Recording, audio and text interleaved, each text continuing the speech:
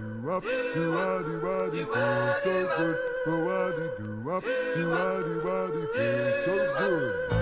We're gonna have some fun. We're gonna bring back the Bobby Sox, 'cause we've got the band that rocks. I don't want no more blues. Just give me that, give me that, give me that good news. Everybody put your string tie on, your crazy suit you've been saving so long. I'm trying up your pointed toe shoes. We're having a ball just hanging so loose. We're gonna bring back the Bobby Sox, 'cause we've got the band that rocks. I don't want no more blues. Just give me that, give me that, give me that good news. I'm gonna take it easy. Yeah, yeah. Finger popping loose and breezy. Yeah, yeah. Don't you dig your rock and roll? Yeah, yeah. Don't you wanna do the stroll? Yeah. Do it like you did before. Yeah.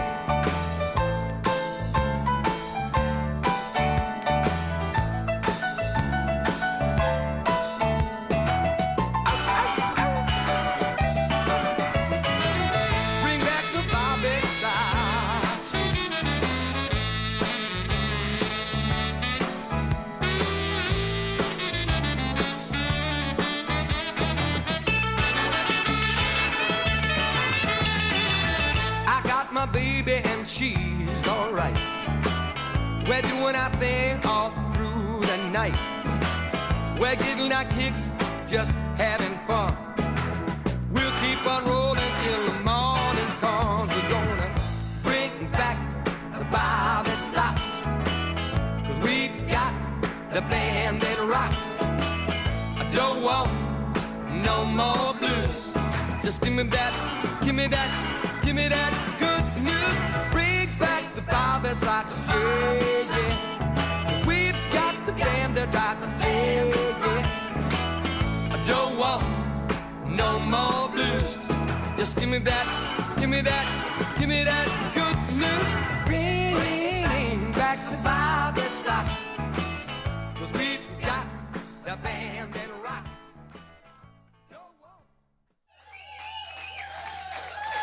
Hi, I'm Wendy Stapleton and welcome to Wrokdown, coming to you live from Musicland.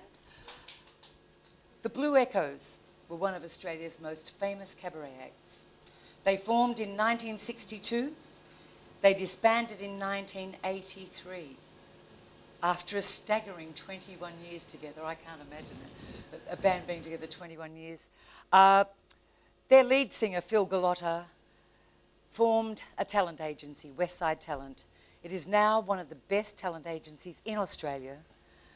The lead singer, however, then decided to retire from Westside, but the story hasn't finished.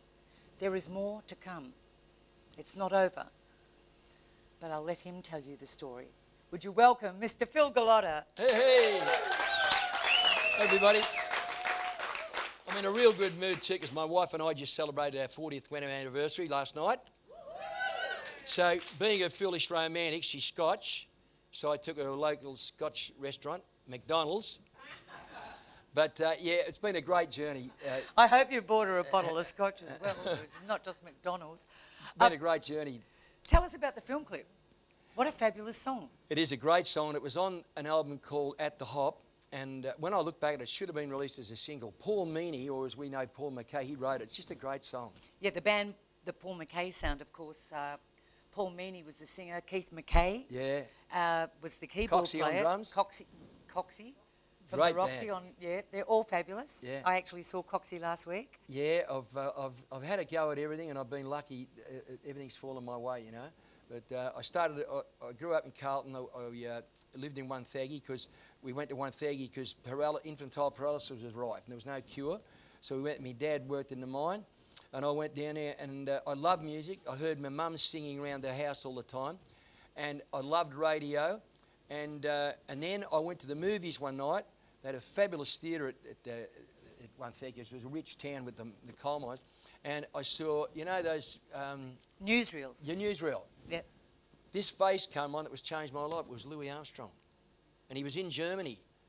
And I thought, how could a black singer in Germany, straight after the war, have thousands of people wanting to go and see him play, and they couldn't even speak English in those days, you know. So he's fascinated me, and I made a promise then that I'd make show business my career. How old were you? I was about 12. I never sang till I came to Melbourne. I went in a couple of talent quests like everybody does, and one was an Elvis Presley contest, and I knew I wouldn't win it because I didn't look like Elvis, but I had the noise, like the sound, and I had the, you know, the whoop, all this business, and I won the heat. I got up and there's 1,000 people there, and all these ladies screaming. And I thought, this is the way to go. This is for me. Yeah, I was never going to win the final because Malcolm Arthur was going to win it. He was a good-looking guy, looked like Elvis. So and Malcolm Arthur went on to become a very famous did very well performer in Melbourne. And the idea for the Blue Echoes came, I went to the Whiskey Go-Go one night, and I saw a band called the Maori Volcanics. And I'd never seen a band who changed instruments, could dance, could sing, and do comedy.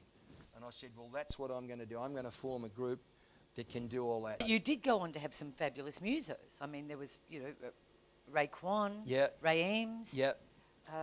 Screamy Eames was one of the funniest guys, a great copy guitarist, but an incredible funny guy. And he passed away about 2 months ago, unfortunately. And I actually officiated his funeral. But he was a funny guy, like, and him and I used to have problems, you know. Like one night I'm up there singing. You imagine this, I'm singing this beautiful ballad and I can hear talking, which is the rudest thing that can happen when you're a singer, right? So I look over and Screamy's playing guitar. He's got the earphones on. He's listening to the cricket. And you know what he did to me one night? The worst thing in the Blue Echoes was tell one of the guys that you fancied a chick.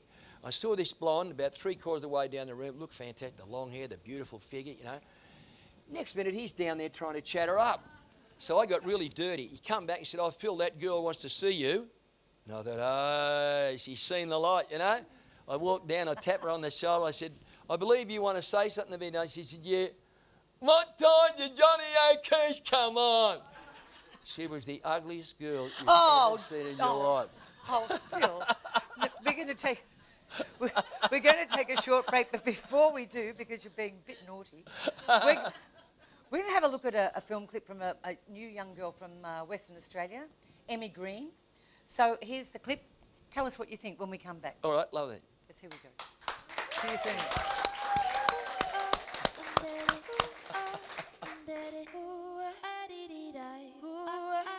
Yeah, yeah, yeah.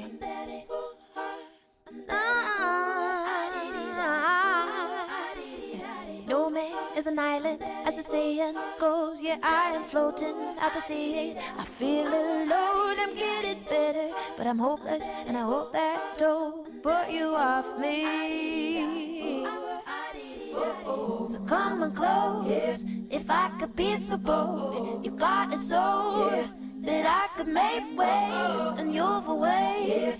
Your heart's a treasure trove, the kind of gold that I've been chasing. Talk to me when I'm low, and your words can take me home. Walk to me, don't you know I'm nobody if I am alone. Sing to me down the phone. A melody can save my soul. Stay with me, don't you go. I need you so. I see your heartache and it's speaking from underneath your sleeve, and it reminds me of the heart that I wear on me. It's kinda broken, but it's open and it's selling love for free. Looks good to me. So come on close, if I could be so bold. You got a soul that I could make way, and you've a way. Your heart's a treasure trove, the kind of gold that I've been chasing. Talk to me when I'm low, and your words can take me home. Walk to me, don't you know I'm nobody if I am alone. Sing to me down the phone. A melody can save my soul. Stay with me, don't you go. I need you so.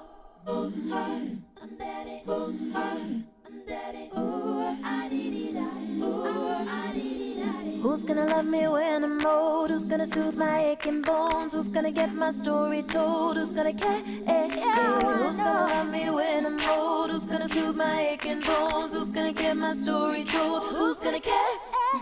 Talk to me when I'm low. No words can take me home. Walk to me, don't you know? I'm nobody if I am alone. Sing to me down the phone. A melody can save my soul. Stay with me, don't you go. I need you so.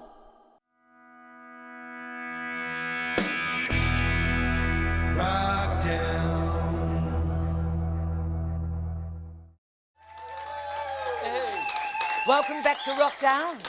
My special guest this evening is Mr. Phil Golotta from the Blue Echoes. Thank you.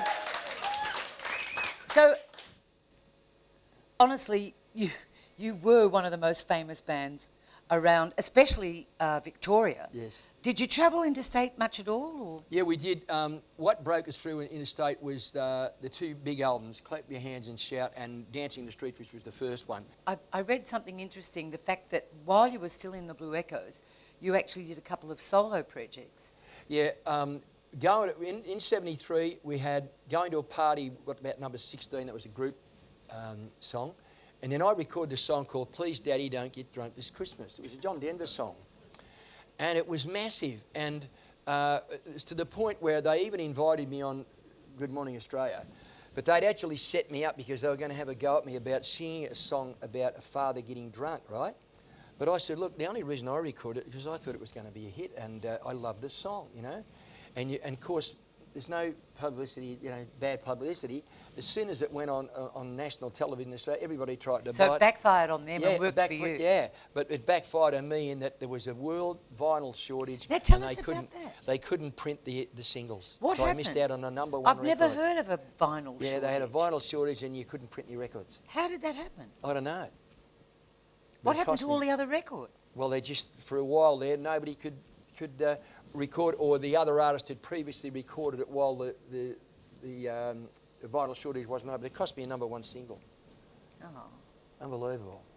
Oh. And then Can you the re-release same year, I won the Australian Song Festival with Hitch a Ride and a Smile, a song I wrote in about 4 minutes. First song I ever wrote, and there's a funny story on that. Image Records had it. And the rule was to put it in the song festival, it had to be released. And I'll never forget going into the guy, because I knew it was a good song, because we'd played it at gigs and people would get up and dance. Halfway through the song, they'd be singing. That tells you it's a hit, you know. And I went to him, I said, oh, can I have that song back? I'll never forget the guy's face. He was a little bit of a smirk on his face, thinking, this bloke's an idiot, you know. I said, what do you want it for? I said, I think you could win the Australian Song Festival. It's history. It won. But you got Jamie Redfern to Jamie record Redfern it, and he sang was it. a massive child star. It was single of the year, and he recorded it. It was one of his biggest hits. He would have only been a young boy. Guy. He was perfect for the song. Perfect. I was wrapped. So you won that award. Yeah. And then did Image sort of look at things a little bit differently toward you then? Not really, no. We haven't, and they're a good company, Image. I'm not knocking them. Look, songs are a matter of how many songs have been number one hit in the world that a lot of other people have knocked back. Sometimes it's just the luck of the draw. Oh, absolutely. The Beatles. Well, actually, no, they didn't. They didn't knock a song back. They wrote them. Dusty Springfield actually was, before she was offered Son of a Preacher Man, Yeah. it was offered to Aretha Franklin. That's right. And she knocked it back on religious grounds because Yeah. she was part of a gospel group and thought that she would offend her church. Yeah. But of course, Dusty had a worldwide number one hit with it. Yeah. And then Luck of the Aretha draw. Franklin changed her mind and she re-recorded it. But that's what happened. Yep. That's what happened. So you had the hit Song of the Year with Jamie Redfern. You're Yeah. still in the Blue Echoes. Yeah. You played in the Blue Echoes for 21 years. Yeah, it was fantastic. And I'm a systems freak, so what I do, we had all these residencies in Melbourne, so you'd stay there for 4 months. So I made sure we'd do 2 new songs every week, and we try and do some new floor show material, so that when we went back, 70% of our stuff was different. And I also have some theories about dance brackets. You know, in those days we'd do 440s, which is a lot of, the bands today probably do 250s or something like that. And every bracket would start with something to get them up straight away. Never put a ballad in unless you're going to put it in the middle. So you had another dance floor one to follow it and come up, or you put it at the end of the bracket. And every bracket should have a different speed and a different rhythm. So it's exciting. You don't lose them off the dance floor. So you had a formula? It came about just through experimentation, you know, and I never went away from that. And so what would happen is we'd keep them on the floor and then they'd drink more. So we not only had a reputation for packing the places, but they'd look at the till after we'd played there and say, well, hang on. And the publican was happy? Yeah, they were happy because, you know, people had been drinking? Yeah. So there's a real secret to putting brackets together and make it, and each bracket should build to the climax of the last bracket and get you the encore or whatever, you know. And even now doing solo, I'm back doing solo gigs, I do that with that, and if a song doesn't work, I throw it out. If it doesn't evoke singing along or dancing, it's a dud. Doesn't matter what the song is, you throw it out. And choosing songs, that's the hard thing. We have a segment called Mix Picks. You know Mick Peeling? Yes. Fabulous Mick Great Peeling. singer. Everyone knows Mick Peeling. We have a little segment where Mick Peeling chooses some tracks that I don't think anyone's heard before, or he thinks they have something special. You've got to have a good ear. You had a good ear. Let's have a listen to what Mick's got to say. We'll have Mick's picks. Okay. We'll be back soon.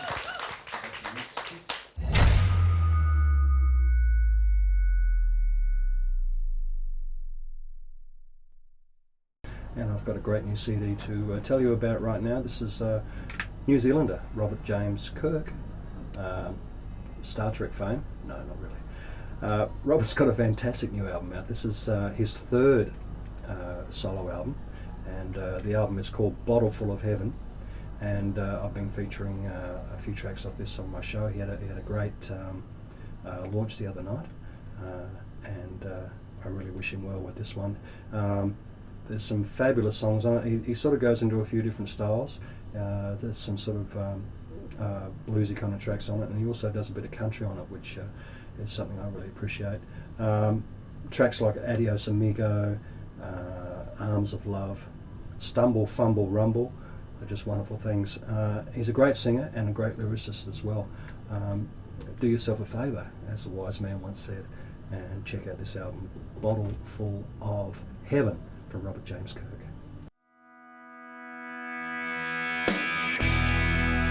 Wrokdown.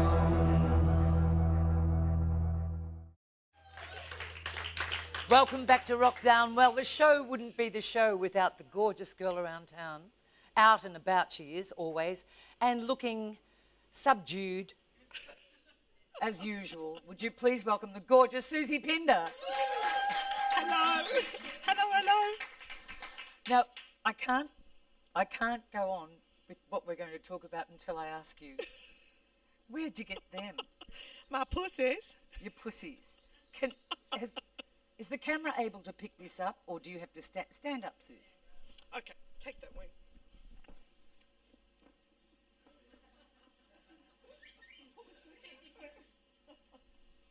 I need to find out where you source this stuff. Okay, let's behave ourselves. Yeah. Suze, how are you doing? I'm really good, Wen. Real good. Now, I know that you went out to see one of my favourite artists because he is truly one of the founding members of Australian rock, I believe. Ross the Boss, Ross Wilson. Where did you go and see Ross? There was a big outdoor festival over at Beaumaris. It was a boiling hot day, and over we went, and it was just amazing. He had the crowd up and pumping and eagle rocking. What was the festival? I don't know, some big street festival that they put on over at Beaumaris. At Bowie? Yep, it was fantastic. We got there and I thought I just want to shake my tail feather, but it was something like 40 degrees and we were a little bit warm. So was Ross performing as Mondo Rock? Or I think is it the Peaceniks? I think the band, Eric McCusker was with him, and they were jumping. They did all the Mondo stuff and a collection of Daddy Cool, Mondo Rock. Yeah, and it was just an outstanding day. So you know how lucky to be in suburbia and be able to go and see the guys play.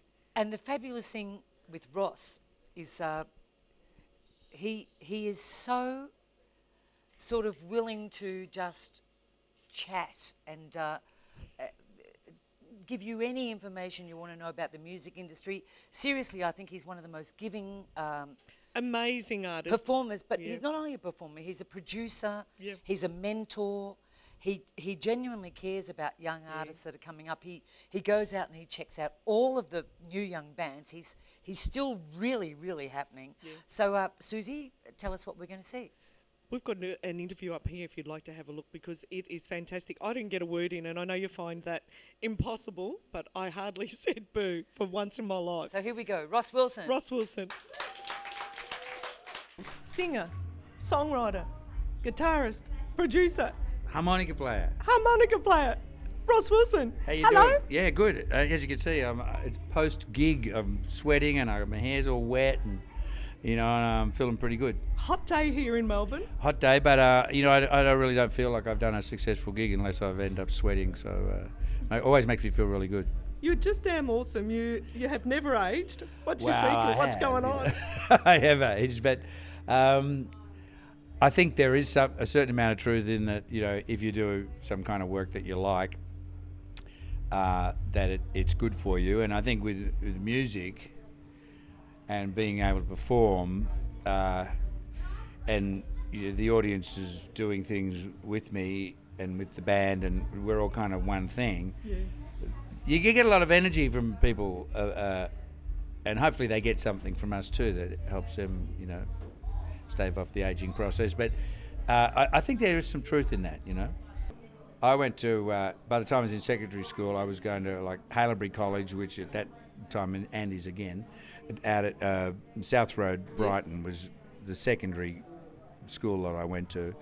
And I had some, in the neighbourhood, there was like little dances people were putting on, and the whole kind of Beatle thing had made people want to form bands, and I had picked up a harmonica and started playing that. So I sat in with a friend of mine at this tiny little church hall dance that they put on just so they could play in Marriage Road in Brighton. And this band before were playing, as many people did in those days, they were playing instrumentals, the Ventures and the Shadows and whatever Surf else. music. Yeah, all of that. And they were just young guys, and there's a little guy about this big and round, was Ross Hannaford playing the lead guitar. And anyway, they came up afterwards and they said, oh, look, that was us playing instrumentals, but we really want to play rhythm and blues like you just were playing on the harmonica with Keith, right? So I was sitting in on a Stones song or something. And they went, oh. And they said, can you sing? So I said, well, I can actually, I said, oh, we're having a rehearsal at Ross Hannaford's place. Here's the address. And so I went along the next Saturday. Well, they already had a singer. Oh, no. Yeah, I might have told this on Wrokdown before, but anyway, he was there and they said, "I have a sing and play some harmonica." So I had played. So I'm in and he's out. I'm kind of going, oh, there was a lesson in show business how ruthless it can be. We didn't know what to call ourselves, and we entered this ad in the paper. These young guys saying, we want R&B bands. You don't have to have an experience. And we were going, oh, that's us. No experience, and we play R&B. But anyway, they said you got to have a name. And so this is before we made the record. And I said, we think you should be called The Pink Thinks because it's catchy. And we went, oh, whatever, And they lined up this Christmas gig. It was with Olivia Newton-John, who'd been on TV. Right, she was just a star, and us and someone else. And we could barely play. So we go along to this the run-through of it. And, we're playing our Christmas song, this rock version of a Christmas song, and it sounded pretty shit-ass. And Olivia Newton-John's kind of going like this, And anyway, they cancelled. The gig didn't happen, but they'd put out a poster, and it said, The Pink Finks, right? And we kind of went, hey, that's better, So we just went with the flow. The idea was, oh, there's a poster out now, we can't change it. Did I hear you say out there, Eagle Rock is 45 years old? Well, it is, because I wrote it in... Well, it can't be, because you're only 45. Look at you. Hey, what's going on there? Is that serious? I swear, I'm 67. You can't be. 67. Check him out. Born in 1947. This is the new 40, hey? Oh, well, I don't know about that. Yeah, I tell you, you've got a lot to look forward No, to. you're very This is kind, 67. very kind, thank no, you. it's true. You've got 2 ARIA Award nominations, one as for your own, wasn't it? And then one with the band. Twice you've been in the ARIA Hall of Fame? There's one, Daddy Cool is in the ARIA Hall of Fame, and I'm in as a solo artist, the late 80s. That's remarkable. When Bed of Nails and all that stuff came out, you know, I just started becoming solo, and then Daddy Cool recently into the Victorian Hall of Fame as well. Remarkable. But Mondo Rock's still not in the ARIA Hall of Fame. I'm a bit annoyed about that because then I could be in 3 You've been times. touring with Mondo again because Gil Matthews and I natter away. We here had. and there. You've been doing some great tours. It's been great, really good. What's for the future now? What are you up to? Well, I mean, I just like playing, and so I've had the band that you saw today, which is I call the Peaceniks, named after the last album I had out, which is called I Come in Peace. Yeah. So Ross Wilson and the Peaceniks, and we play all the time. You know, I've got a few little Mondo Rock reunions thrown in. Thank you for your time in Wrokdown. You know, we just love you. Love you. It's good. Wrokdown, I think, is going to have the archives of all time, interviewing everybody. You're going to have more than anybody else. You know, it'll go into the National Sound and Film Archives. I'm sure of it. Yeah, you listen out there. Yeah, he knows. Thanks so much, Ross. Thank you. Really My appreciate pleasure. it. He's just fantastic. I remember we did an interview with Ross a couple of years ago. He's such an open person, you know, like for someone as famous as he is, isn't he just gorgeous? And the new 45. New 45 is, he does not look his age. I was up close. There's not a line. Beautiful skin. And I'll tell you something. So, boiling hot day, and Lawrence and I are in the bar waiting upstairs in these club rooms, and the band come up, and I thought I'll give them a breather, but I'm looking through the bar, and they all start getting undressed, right? So I'm feeling like a pervert, and Lawrence is going, go and get them. I said, I'm not going in there. And you can see all their, you know, their man bits, and they're all having a bit of a talk. Wasn't... Well, I don't know whether I want to... I know the new 67 is 45, but I don't know whether I really want to go there. It makes us I didn't want to go there. I didn't want to go in and knock on the door with them all without their tops on. But seriously, he's amazing. Yeah. He's got so much time for everybody. Someone as big as Ross Wilson, and yet he is so easy to talk to. Eagle Rock, 45 years. Can that be true? Who doesn't know the Eagle Rock? He's just Everybody amazing. And that interview, of course, it's a half-hour interview, and Anita's asked me to put it on my YouTube channel because it was too good an interview. We can only do 5 minutes here, but I'll post it so that you can see it in its entirety. So it's probably about 30 minutes in all. Yeah. Because he's a great chatter. And he was pumped after the show. But and we have to start up a bit of a, what do you call it, like where you say Mondo Rock have to be inducted into the Hall of Fame that he can have 3 in 1. A petition, let's get it going. Hey? Well, Susie, as usual, Yeah. I've got to tell you, where's the producer? Where's the boss? She who must be boss, obeyed. she who She's must up be there. obeyed. I'm getting a little bit jealous. We're not worthy. I want to join her on Out and About. Please do. Let's do a road trip, Wayne. You and me. A road trip? Yeah. Okay. Can we do that? Where are we going, boss? She just said no. We might not come back. We'll be back soon. Would you please thank the gorgeous Miss Thank Soozie you. Pinder.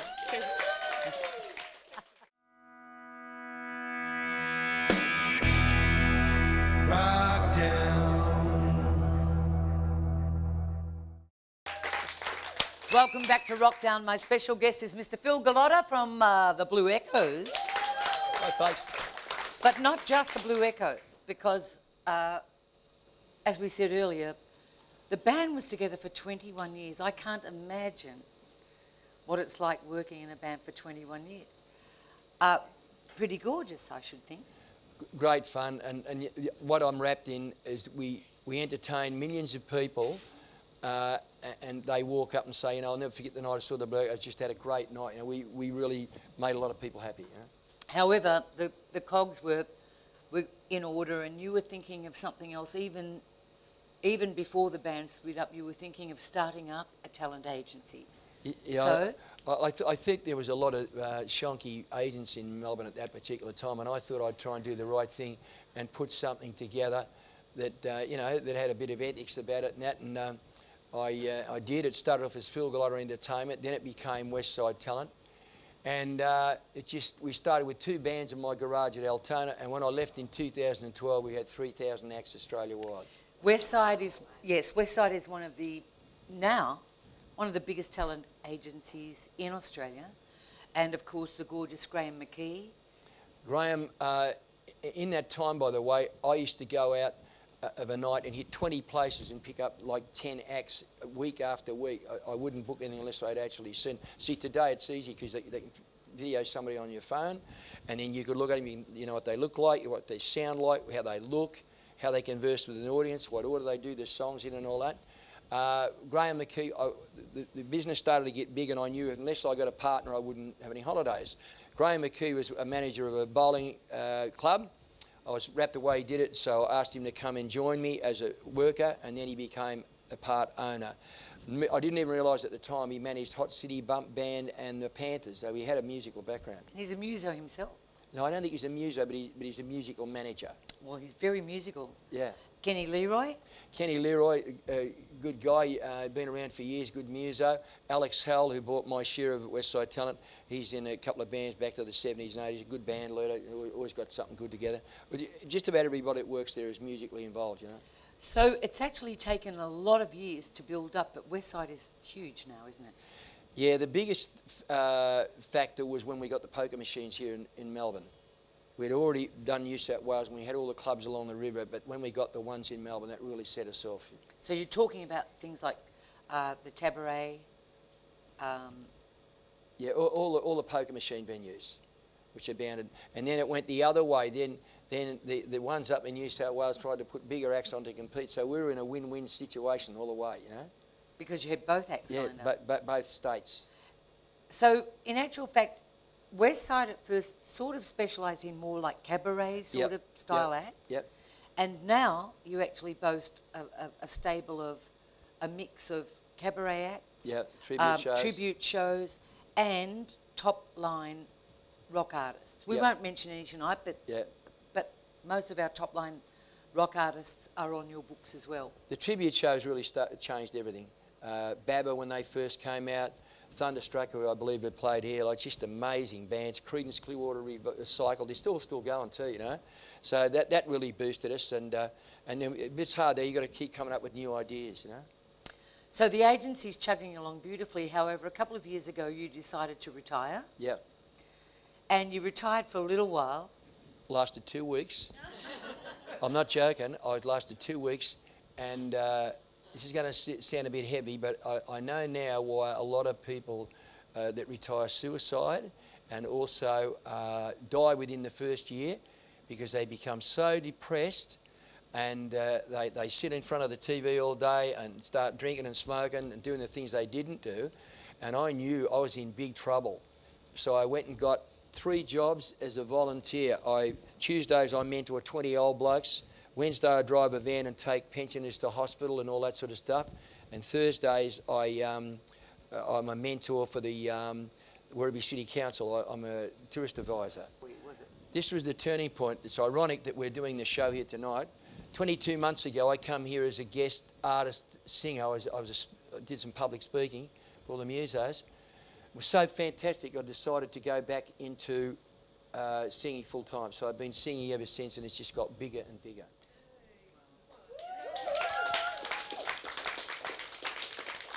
I was actually here the day we were all performing. I'm sorry, I forget what charity it was, but we were all performing for a charity, and we arrived after a gig and saw you up here with the audience, and there was a real mix that day of like heavy rock. I walked in, I think Ross Hannaford was playing, Phil Manning. There were just a whole lot of different sort of artists on that day. However, I walked in and after Ross, you got up, and I went out to have a drink out the back, and I came back and you had the audience in your hands, absolutely. And I thought, here we go, he's going to do it again. We're going to take a break. When we come back, let's tell you what Phil's been up to recently. Before we actually go to the break, though, There's a fabulous song that was written by Jimmy Cupples, who of course was on The Voice. Great talent. Great talent. He's written a song for a film. The film is called Rise, and the song is called Sunset Hill. So let's have a look at what Jimmy's up to. Jimmy Cupples.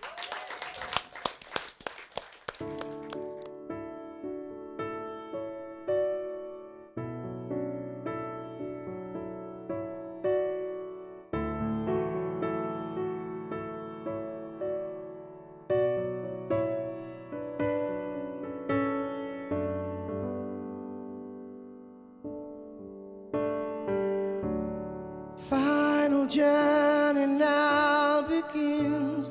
Let your song unfold its wings.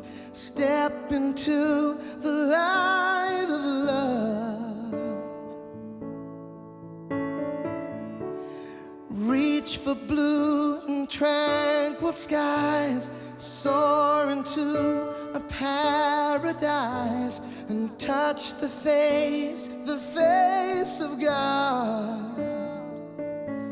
The bonds of Mother Earth are clearly left behind. Upwards keep ascending beyond the hands of time. Over sunset hills that rise, where the golden eagle flies, we will one day meet again. We know this is not the end. Love like ours will never end. It shall never end.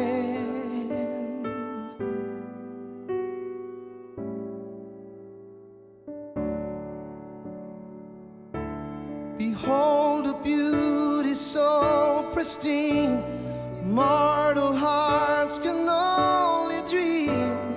You are now where we will be.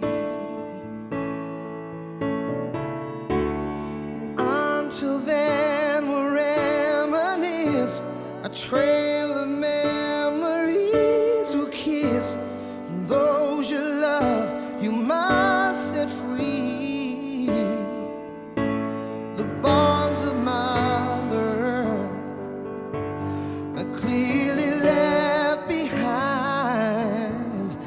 Upwards keep ascending beyond the hands of time. Over sunset hills that rise, where the golden eagle flies, we will one day meet again. We know this is not the end. Love like ours will never end. It shall never end. Love like ours will never end. It shall never end. Over sunset hills, over sunset hills,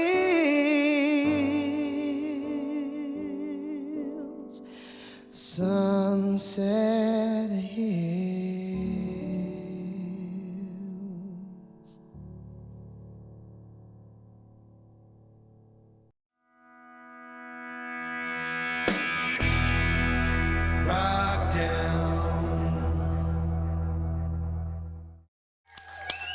Welcome back to Wrokdown. Our special guest is Mr. Phil Golotta. Just before we went to the break, we watched Jimmy Cupples.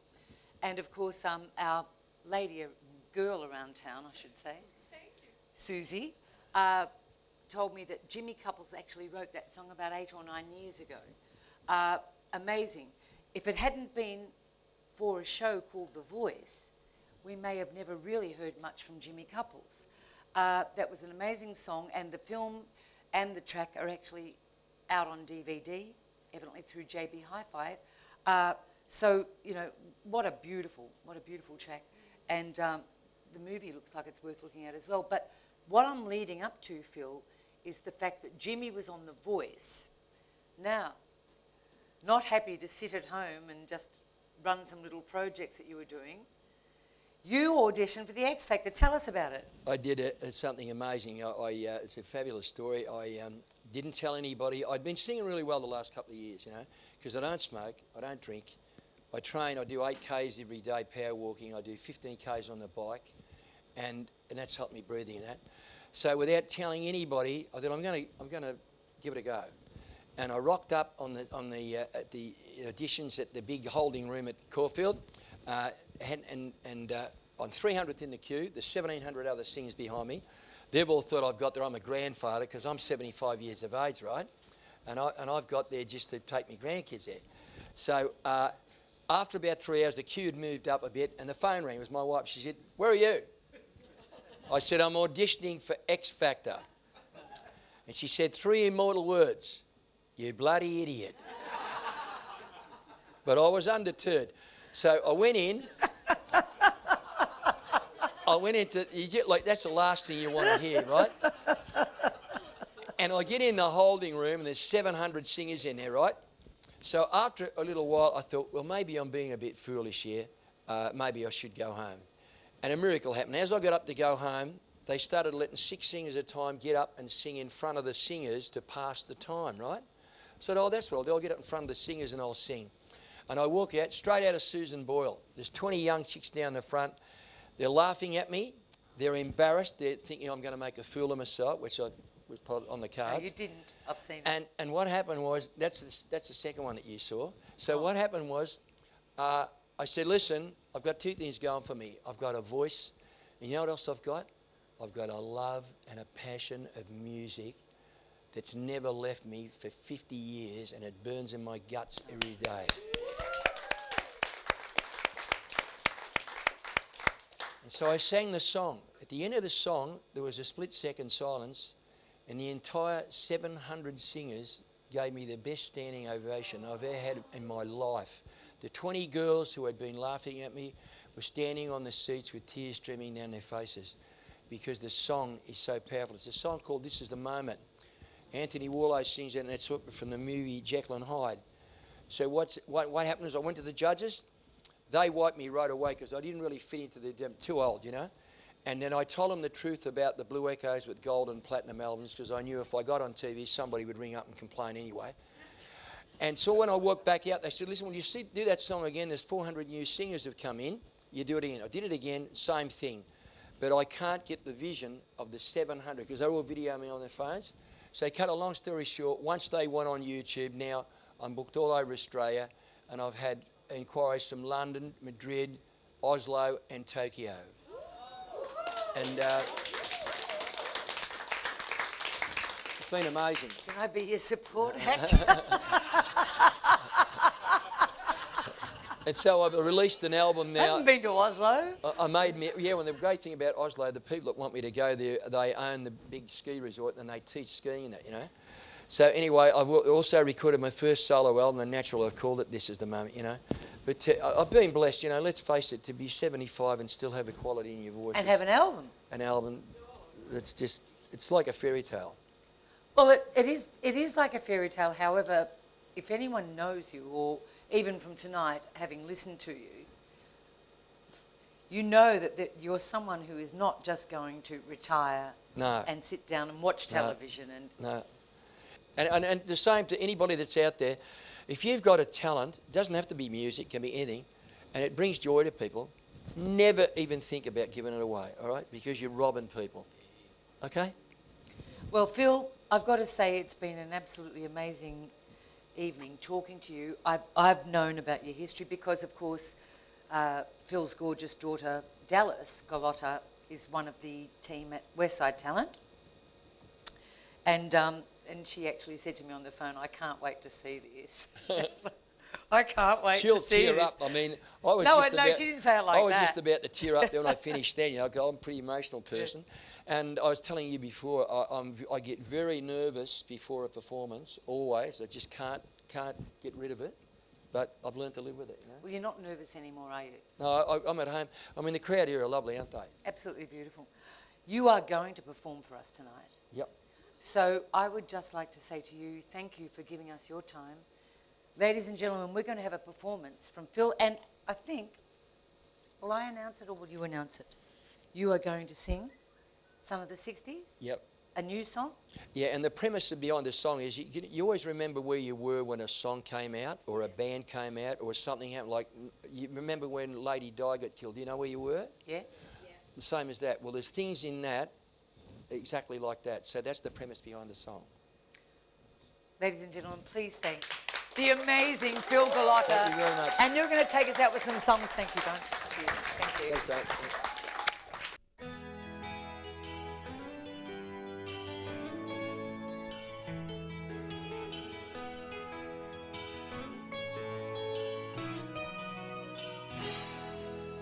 I was the son of the 60s, and I loved it.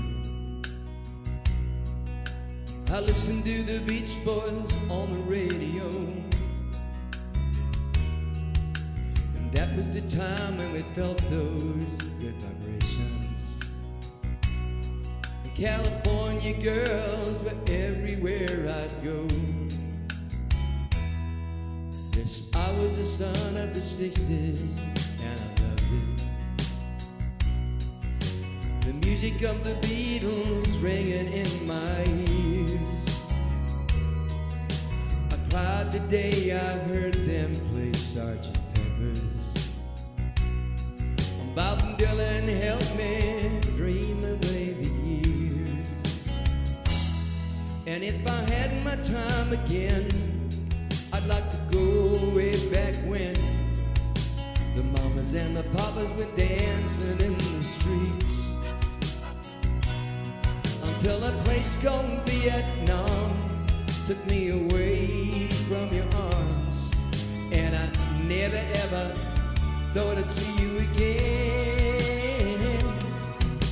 Yes, I was the son of the 60s, and I loved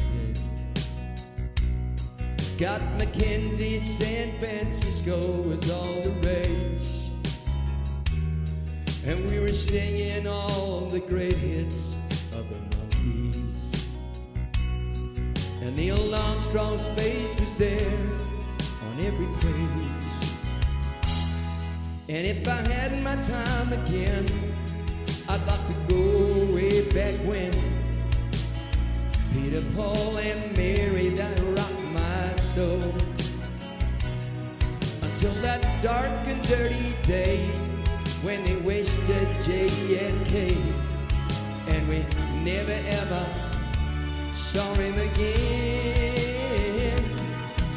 Yes, I was the son of the 60s, and I loved it. I listened to the Beach Boys on the radio. That was the time when we felt those good vibrations. And California girls were everywhere I'd go. Yes, I was the son of the 60s, the son